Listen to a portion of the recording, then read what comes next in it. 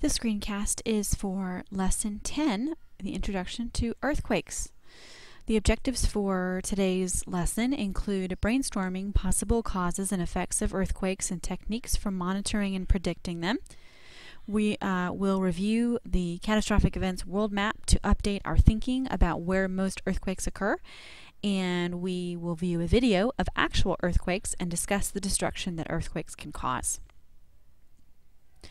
First, what is an earthquake? Well, earthquakes are the shaking and vibrating of the earth caused by large and sudden releases of energy that accompany the movement or displacement of the crust. And the outermost layer of the earth is called the crust. So whenever that crust moves in any way due to vibrating or shaking, we call that an earthquake. And we use the word displacement in our definition to mean any kind of movement. So displacement is a fancy word for movement.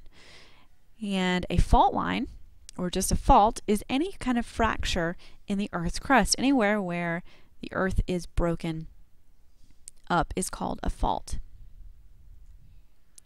Approximately 90% of all earthquakes are the result of movement along these faults. So the cracks in our Earth's crust do move, and 90% of all the earthquakes that we have are a result of these moving faults.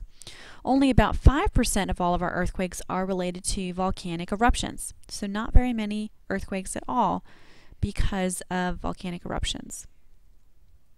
The lithosphere, and this is a section that's not in your textbook, so you want to make sure that you're paying close attention to this.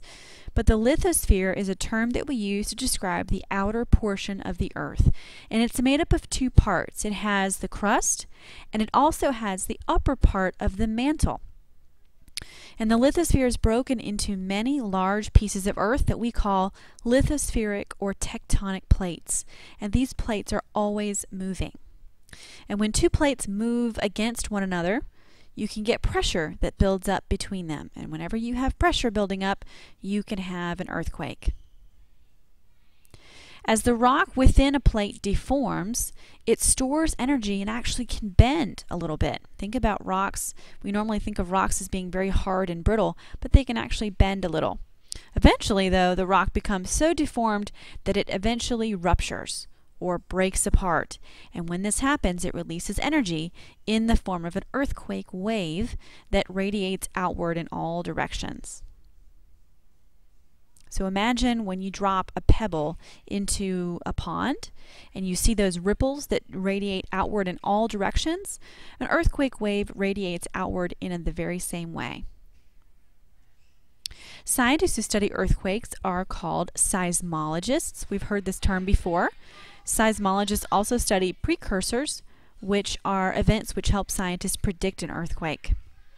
And examples of precursors can include things like the changes in the water level of wells, changes in Earth's magnetic field, and changes in the electrical resistance in the ground.